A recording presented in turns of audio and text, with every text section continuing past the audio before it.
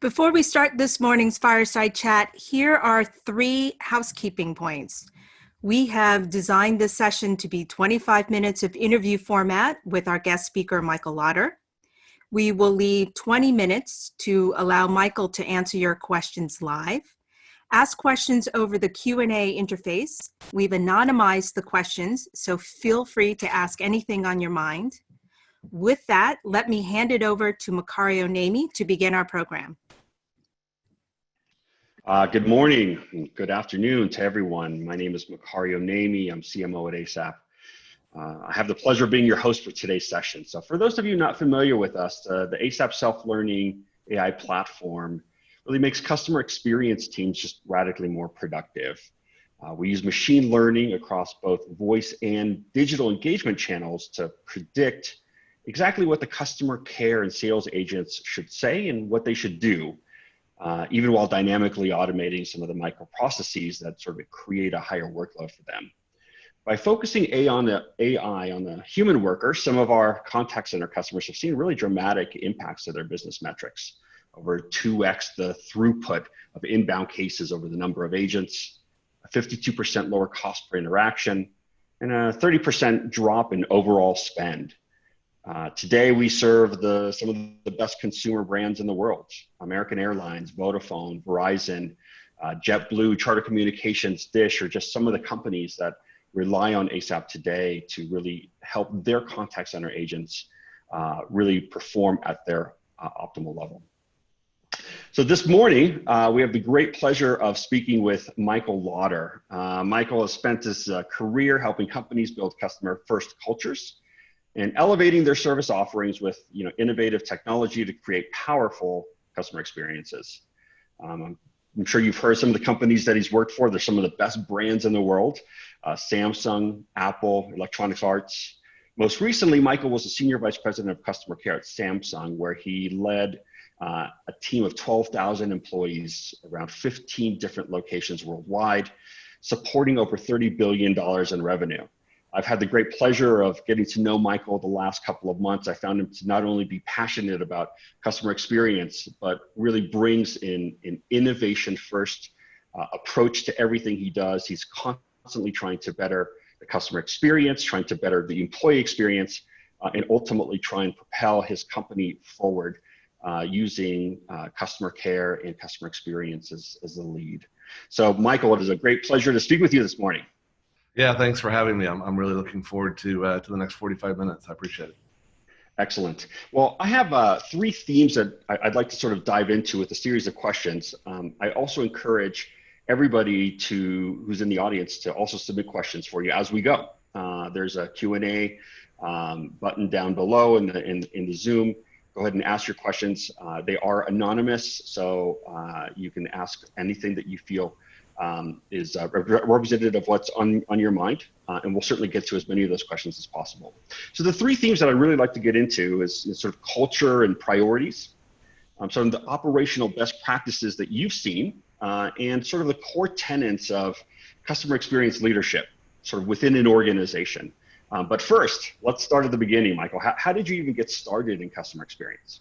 Yeah, it's funny. I grew up in Austin, Texas, and people who grew up in Austin, Texas fall in love with music, the live music capital of the world. So I spent my youth really falling in love with music and ended up building 3 businesses focused on music after school, and really kind of settled down, got married, and needed a quote real job, and kind of stumbled across Apple right around the time Steve Jobs came back in the late 90s as a call center agent supporting their new laptop. And that's really what began my career, literally at the ground up as a contractor, frontline agent, talking to 25 customers every day. And two of the things I learned about myself doing that I didn't really know is that I really love helping customers. There's sort of this innate sort of desire that I have to help people, and I love solving hard problems. And we know how hard this job is, but truthfully, that gave me a lot of joy, just being able to help customers and solve problems 25 times a day.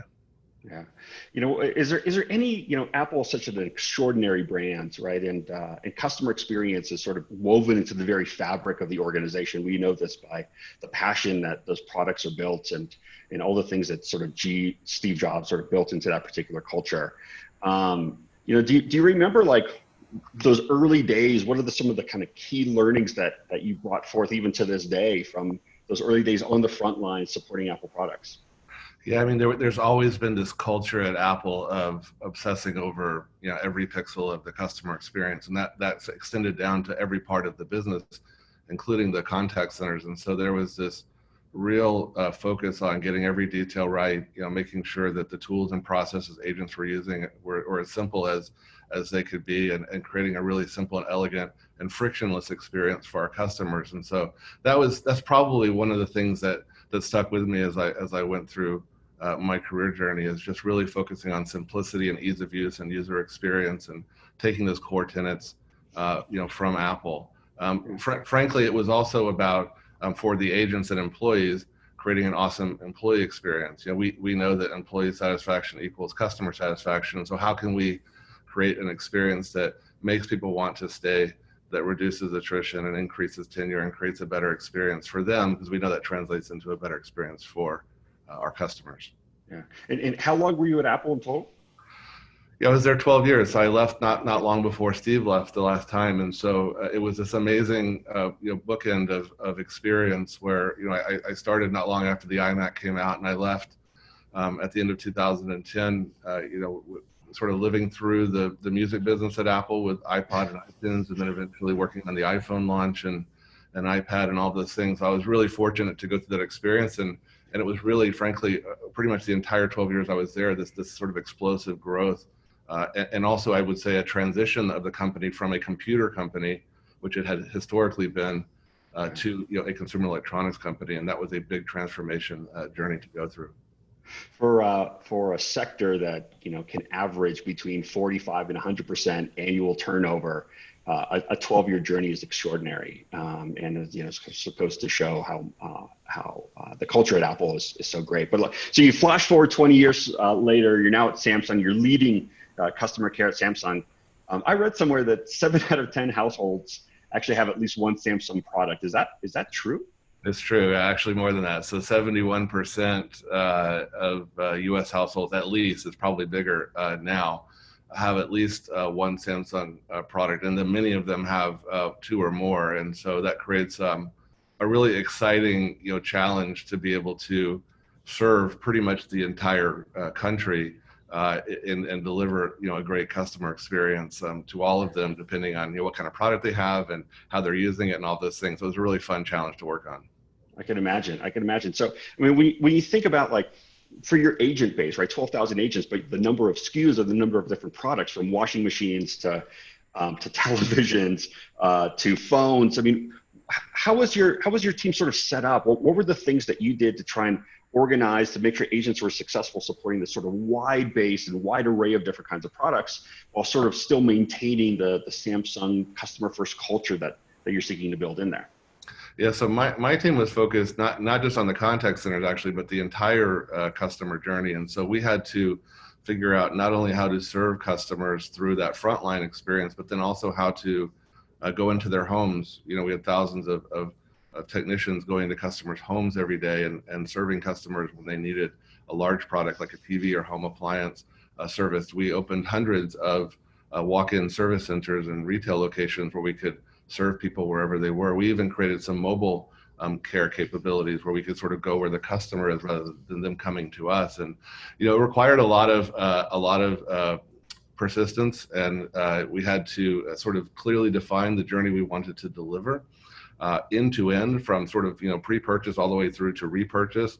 And a lot of it came down to hiring really great people who were brand ambassadors for the company, giving them the tools they needed to be able to deliver the experience we wanted, creating really transparent communication and engagement experiences so that customers always knew where they were in the process. Some of these things can be quite complex, especially when you're doing something like repairing a home appliance in the home. So those are some of the things that we did to scale, this huge organization that was supporting this really big business in the U.S. And it was also complicated, I'd say, Macario, by the fact that it wasn't just one product category. It was this highly diverse mix of products with a lot of different complex use cases, and it required a lot of sort of tooling and capabilities to be able to deliver a tailored experience based on what the customer needed.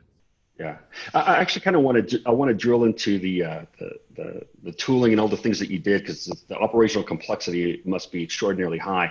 But I actually wanted to just ask you, you said a phrase, we went to where the customers are to be able to serve them. What did you mean by that? What was an example of that?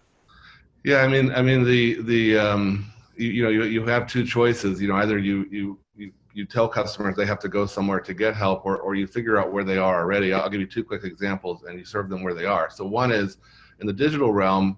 We had a strategy to serve our customers the same place that they talk to their friends and family. And so if they were on Twitter or Facebook Messenger or SMS, we wanted to give them the ability to engage with us in the same channel that they feel comfortable having a conversation with a friend. I think it's pretty profound that you can take this really huge company, one of the biggest companies in the world, and boil it down to this really intimate, personal conversation with a customer, anywhere that they are in the channel that they're most comfortable. So that's one example.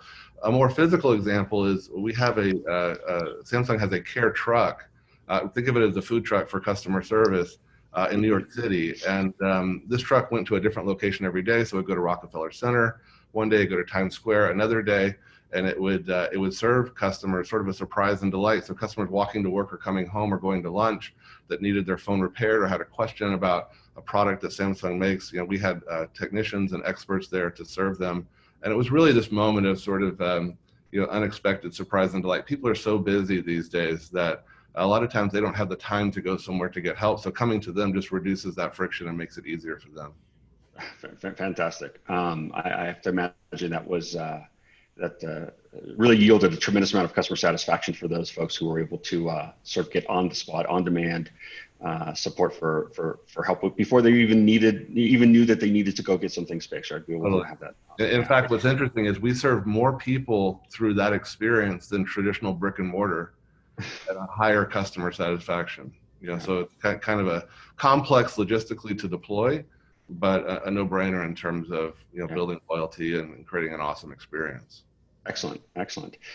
So I know there's some questions coming in. Please continue to ask them and write them in the Q&A tab down there at Zoom. I'm certainly going to get to them. And so I really appreciate the early activity in some of the questions that you have some good ones coming your way here shortly, Michael. Awesome. But if you think about your career,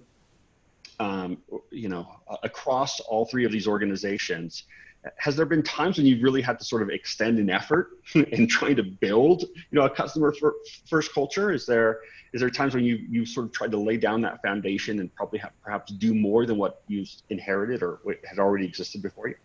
For sure. I would say, Apple had a lot of that built in, but I would say at EA and Samsung, there was the business model of those companies was more B2B2C. So they were selling their games and selling their products, in the case of Samsung, to other retailers, the Best Buys of the world, who were then reselling them to customers. And so there was a bit more of a profound need to build a relationship with our customers. So EA is a really good example where, the company when I started just was a video game publishing company, an incredible company. And they would spend a lot of time making a game and publishing it. And this was around the time that microtransactions and free-to-play really started to take off. And so customers were now spending hundreds of dollars a month rather than $60 one time. And the relationship had to change. And so we knew we had to change not just the culture of the customer experience organization that I was leading, but the culture of the company overall. And probably the best thing that we did that helped drive that, and first of all, you have to have patience when you're changing a company's culture. It takes a while. But one of the things that we did that we had control over was we created a program called Hero Academy. And Hero Academy is a customer experience immersion program. And we started with the C-level folks, our CEO and his staff all went to one of our centers of excellence in Austin or in Galway, Ireland. And they actually spent 2 days with us, literally learning what it's like to have a customer first culture, to serve customers, thousands and thousands of customers every single day. Our CEO and others literally talk to customers on the phone. And every time we put someone through this program, their eyes got really big and they became advocates for the function. And over time, I would tell you that you could see the culture changing. You started to see organizations, even outside of customer experience, HR, legal, et cetera, really thinking about the decisions they were making and whether or not it would have a negative or positive impact on the customer experience. And that's when I knew we had made a difference. And now that program expanded, and now every employee that goes to the company ends up going through this program. And I think it's a really great way to start and learn who you're really there to serve, which is the people that are buying your products. Yeah. Yeah. So one of the questions that had actually come in is somewhat akin to what you just talked about, right? So the question was, customer experience is often viewed as a tactic, right? But it feels, some companies will kind of give lip service. Hey, we're very customer focused. It's all about customer experience, but it somewhat feels disingenuous, right? How do you influence senior leaders to see customer experience as the goal as opposed to a means to a particular end? And, the Hero Academy experience that you sort of built into EA sounds like a great idea, and one of the ways that you could do that. I mean, how else? I mean, you reported directly to CEOs. How do you get them to see the value, not just the qualitative value of getting on the phone with customers, but let's face it, today the economy is rough, and there is very few sectors that are not going to be impacted by the economic downturn, and it's only going to get worse, right, as the contraction continues. How do you make a compelling case to continue to invest, to make this a priority within the organization, to CEOs or other COOs that sort of control the budget? Well, yeah. Well, I mean, first of all, literally put them on the phones, as I said. I mean, literally get them in front. It's sort of easy to pay lip service to something when you haven't really experienced it.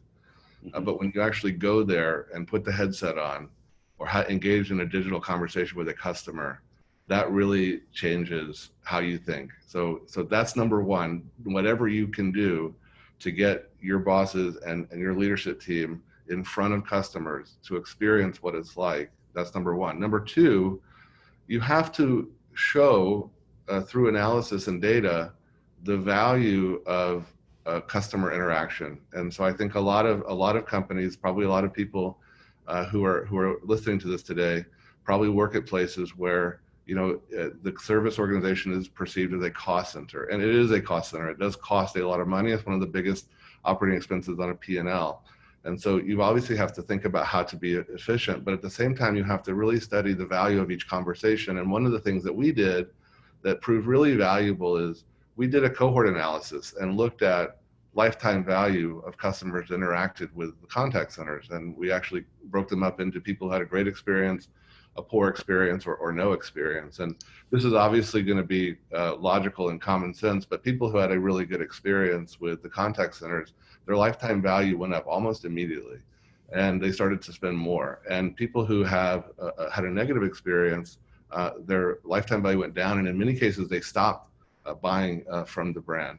And so we actually were able to prove, it took a little time to do it, but we were able to prove that having a conversation with a customer actually can be a marketing function that adds value to the business rather than just pure cost. And I think when you think of it as just pure cost, it's a little short-sighted. Now, the best thing to do, especially when you're trying to appeal to your bosses to transform and change your business, is to do both. Find those silver bullets that I call them, to be able to deliver a better experience at a lower cost. They completely exist. That capability exists for sure, but they're not easy to find. And most of the time, all of us that are in this business end up spending more money to improve quality or spending less money and decreasing quality. And so figure out how to prove value in the interaction, and then figure out how to reduce costs at the same time. And most importantly, get your leadership team into the contact centers. Yeah, kind of this idea of sort of creating a better experience at a lower cost. I'd love to kind of talk a little bit about some of the new technologies, or perhaps even some of the older technologies that are having a bit of a resurgence today, especially in and around the digital domain. Obviously, you see a lot of enthusiasm around virtual assistants or chatbots, it's been our experience as we have spoken with dozens of companies every week, that this idea of chatbots, customers can get all of their answers solved without actually having to engage in a real agent. That experience is something that customers actually want to go through, although I sort of question that. But if I look at a lot of the experience that customers have with these sort of virtual assistants, what we found is that most organizations actually create sort of these programs in silos. So while it looks like a customer's need was satisfied through a virtual assistant, it was simply, many times they just simply got frustrated and just picked up the phone and called. But because the systems are disparate, you don't really know that. You don't have an accurate assessment. So it looks like something like a virtual assistant would actually be a successful program. I mean, what have you found? I mean, do you find virtual assistants and chatbots, are those helpful? Are those the kind of great customer experiences? Certainly they're a lot lower cost than speaking to an agent, but are they the kind of experiences that actually raise things like lifetime value? No. I mean, I think that the promise of an automated, I mean, most normal people don't want to have, lengthy customer service conversations every day. Most normal people would probably want to get their problem solved themselves. The problem is this technology, we've seen Star Trek, we kind of know how the stories end, but the technology, frankly, is not there yet. Myself and a lot of my colleagues in the industry have concluded that the automated capability right now is valuable in terms of intent, understanding, and classification, but in terms of having a meaningful dialogue with a customer through a machine, I frankly don't think we're there yet. I think the smarter approach is to take an augmentation approach where you can improve the quality and capability of the people serving your customers, rather than trying to serve your customers without humans. And so I think there's a lot of opportunity to improve and eventually promote automation over time. The worst thing, though, is if you're a customer and you go through one of these automated experiences and you have a really poor experience, and I bet every one of us have had not just poor, but almost laughable experiences with these automated assistants, you're just not going to go back. You've lost trust completely in the capability. And so how can you create an experience that's always powered by a human using technology that exists today to make that experience better and more efficient? Yeah. So I mean, why is there such enthusiasm towards these sort of like fully automated experiences? If the return or the value isn't all that great, I mean, why do you see? I mean, it seems like it's just continued investment. All the consultants propose that this is the way to go.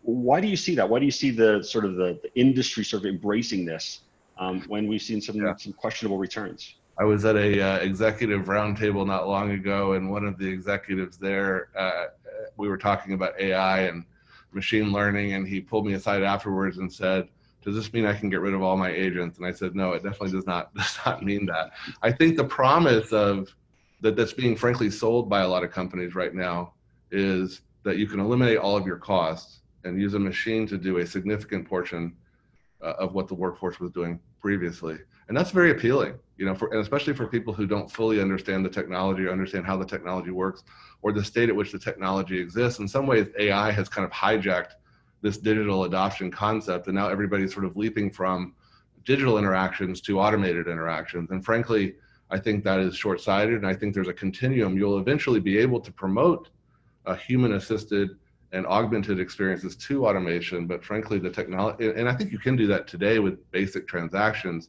What's my order status?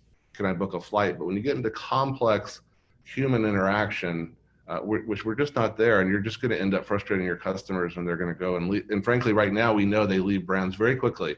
The largest percentage of most companies' customer install bases are millennials, and they are not loyal. And so they very, very quickly will jump to another brand. And if you deliver an automated experience that saves money, but does not solve their problem or address what they need, they're going to leave and go to another brand before you even know it. I want to just pause for a second and encourage continued questions. I love the questions that are coming in, and we'll try and sort of address them as we come along. One of the questions that came in was, talking about technology, automation, robotic process automation, for example, as they become more common, how do you think that companies are still going to continue to sort of express empathy to customers that empathy is really at the center of customer experience? What are your thoughts there? How does empathy and sort of customer experience work together in the world of automation? It's tricky. First of all, RPA has a home. I think a lot of times when I've seen RPA put into use, the root cause is something more fundamentally broken. So if you have a process that takes an agent 14 steps to complete, and you want to use an RPA capability to automate those 14 steps, that definitely helps. But why are there 14 steps to begin with? And so I think RPA has valid use cases, but I think you have to really study the right way to use them. Look, empathy is the first thing you learn as a contact center agent. I remember my first day in training, we talked about empathy, and really, you're talking to 25 customers a day who are frustrated, who are upset, who are angry, and who want their problem solved. The first thing you can do is listen to them and empathize with them and tell them that you're going to work with them to resolve it. And that's why I think it's so important to be very cautious about how much you put a machine in the middle of that process.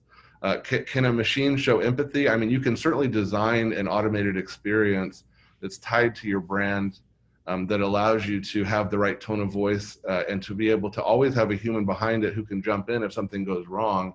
And that's probably what I would recommend for most people. Think about where your automation is really sophisticated and capable, and use that to align with your brand and have that conversation with the customer. And when a human needs to be there to help the customer, to solve the problem, to troubleshoot and resolve it, the empathy is still there. I think sometimes I see automated assistants, Macario, where they try to be human.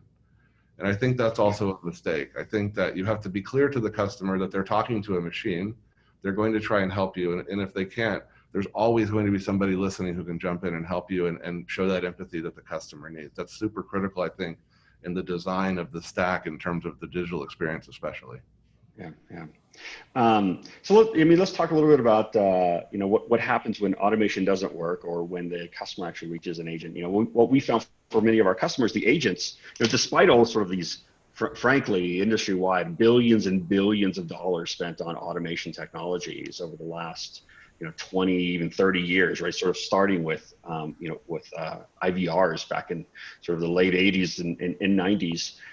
The agents are still there. Right? The agents are there in massive numbers, despite all these promises that the agents are no longer necessary. We do know that they absolutely are. For many of the companies that we've worked with and that we speak to on a weekly basis, we're finding that if we ask them, have your agent population gone down over the last decade, over the last 10 years? Very, very few of them have said it's actually gone down. Most have actually said it's gone up. And the ones who do say it's gone down, it's small. It's like 5%, 10% decreases.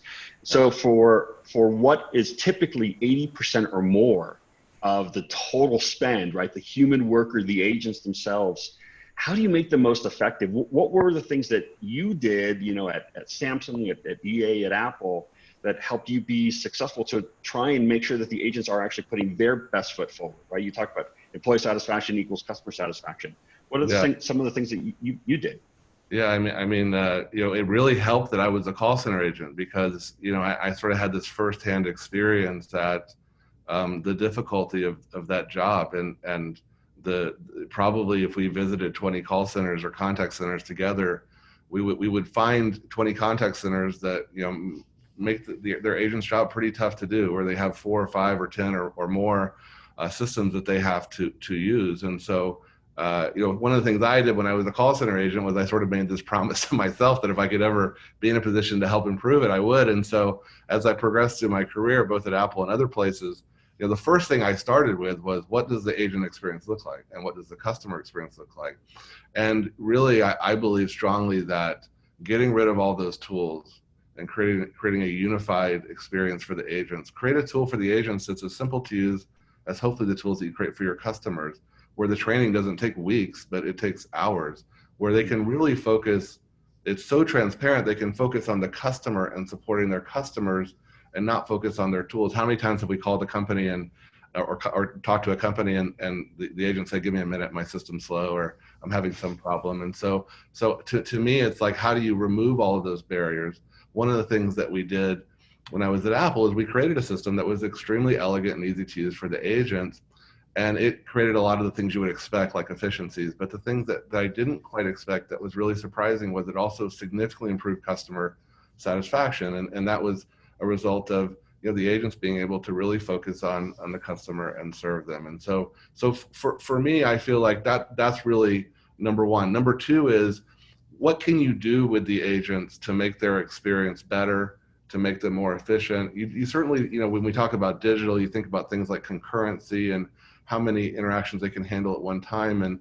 And really, we've been increasing that concurrency without giving them the tools to be able to do it in an efficient way without sacrificing quality. So it's like, how can we use these technologies to be able to give them the ability to increase their throughput, but at the same time maintain or increase the level of quality? This goes back to the silver bullet that I mentioned earlier. And frankly, I'm confident that with some of these AI algorithms and machine learning capabilities, that's possible today. But to me, that's the biggest challenge that we have. I should also just point out one other thing. We don't really set up these contact centers and agents to be successful. If you think about it, most of us, when we're building contact centers, we go and work with a partner, or we build our own, and we hire 500 people who probably don't use our products and are probably maybe even in a location where the products aren't even sold.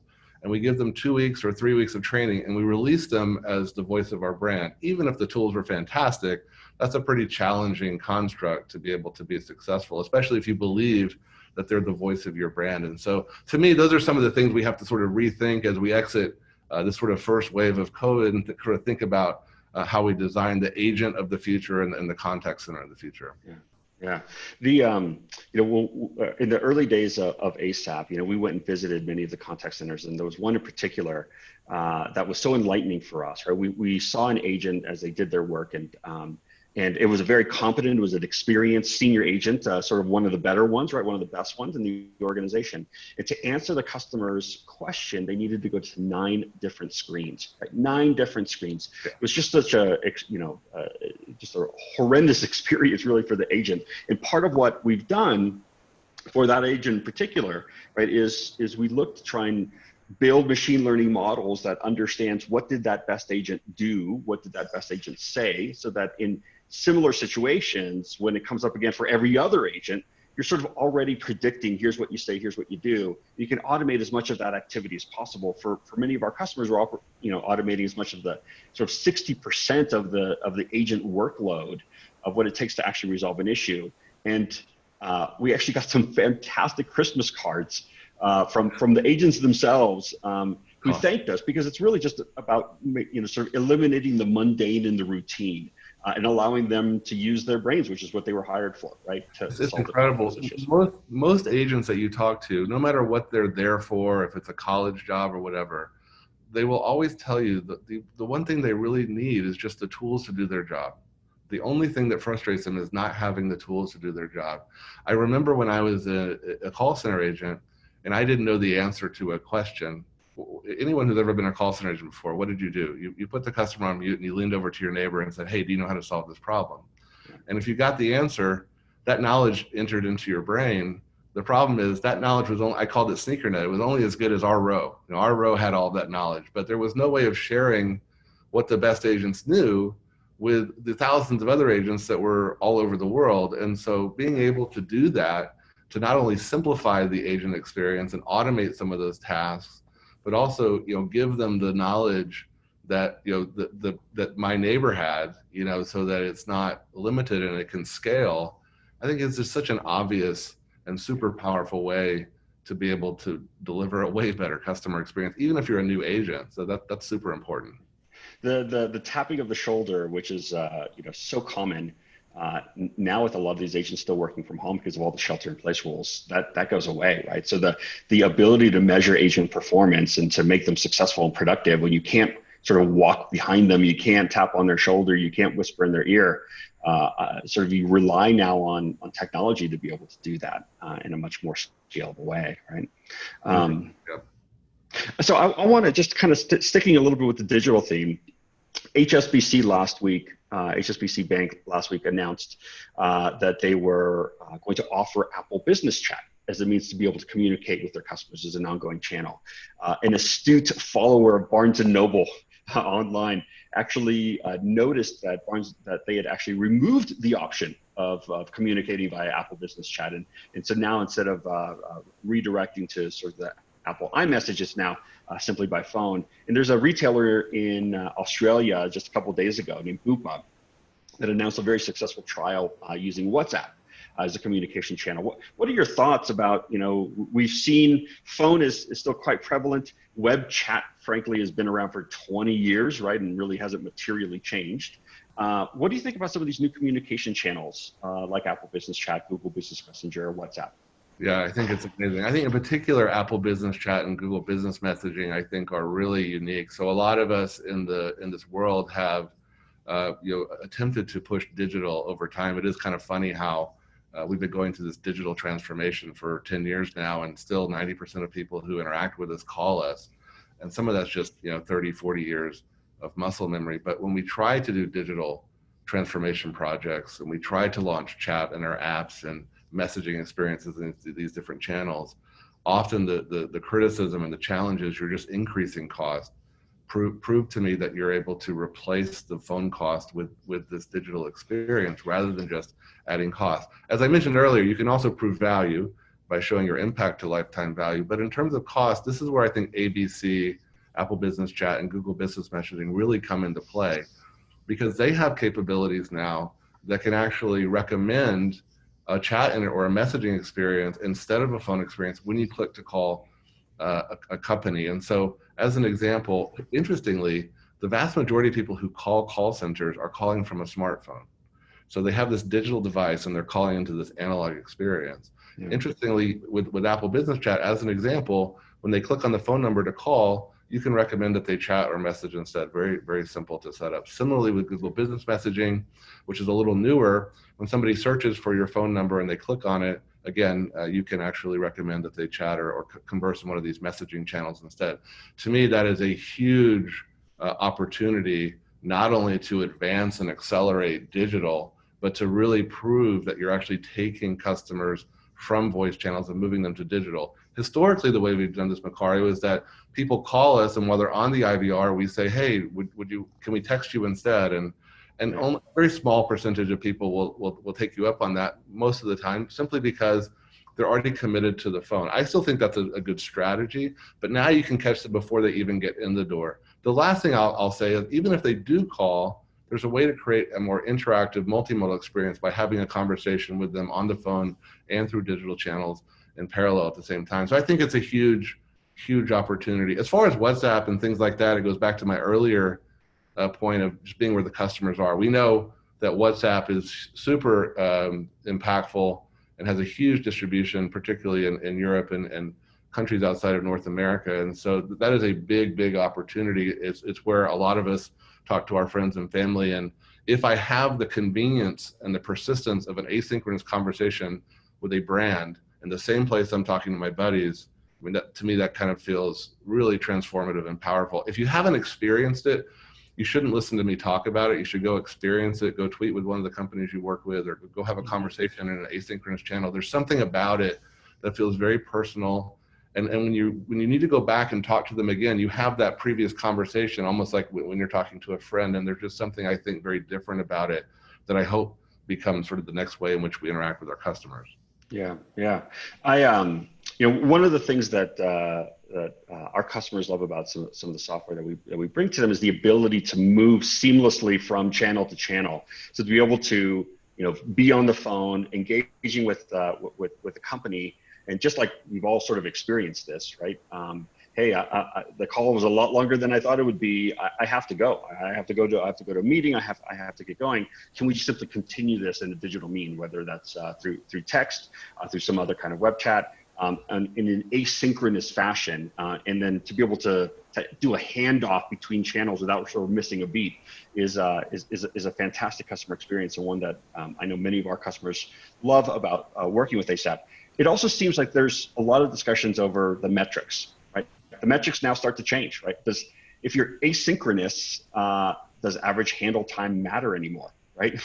I have to imagine there's going to be a whole new set of metrics by which you measure the success of your engagement with customers. Yeah, 100%. I mean, I think first of all, in terms of ASAPP as a former prospective customer, I have heard companies say for a long time that they're working on unifying the fragmented digital and analog worlds of messaging and chat and voice, and frankly, it's mostly been smoke and mirrors. I've really never seen it in production. It's always been something that folks are working on, and it's worth saying that when I saw ASAPP, it was the first time I actually saw that actual technology come to life where you were having conversations that you were transcribing in real time across all channels.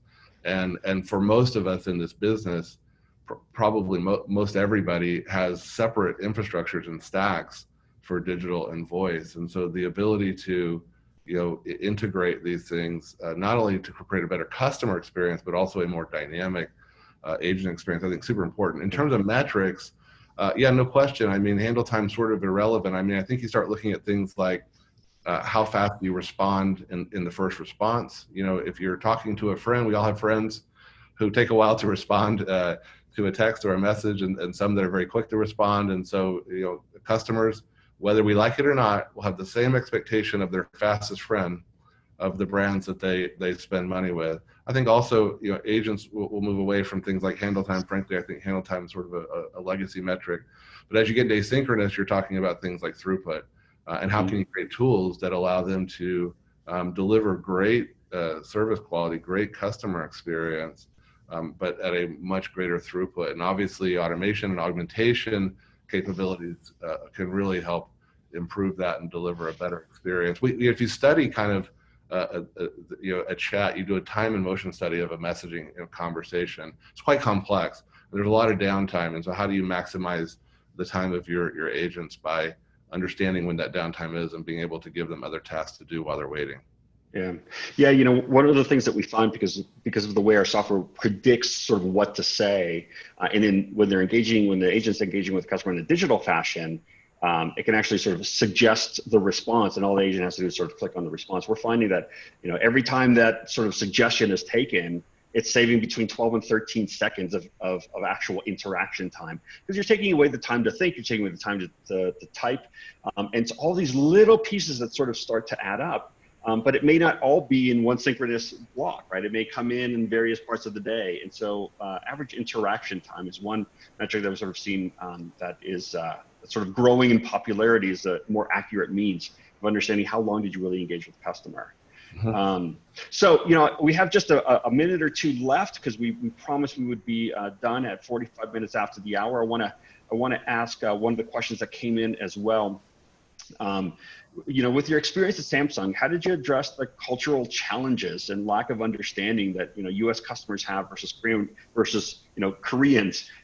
All of this, many of these brands are global brands, right? They're worldwide brands, and not just in terms of the products, but also you have service agents in the Philippines and India serving U.S. customers. What are some of the things that you did to sort of address the cultural challenges, differences? Yeah, good question. I mean, I think I was extremely grateful for having the opportunity to learn a different way of working and learn a different culture. I've only worked at 3 companies in my career, and Apple and EA are quite similar. In fact, one of the founders of EA was the marketing director for the first Macintosh under Steve, and so their cultures feel very similar. And so I think I got kind of comfortable in those environments. And when I went to Samsung, it was an entirely sort of culture clash and sort of culture shock of trying to figure out how to operate in that culture. And I think the key there is to be able to adapt, to put yourself into other people's shoes and to really learn how the company operates. Samsung is, as I said earlier, this hugely successful company, and they operate quite differently from an American company.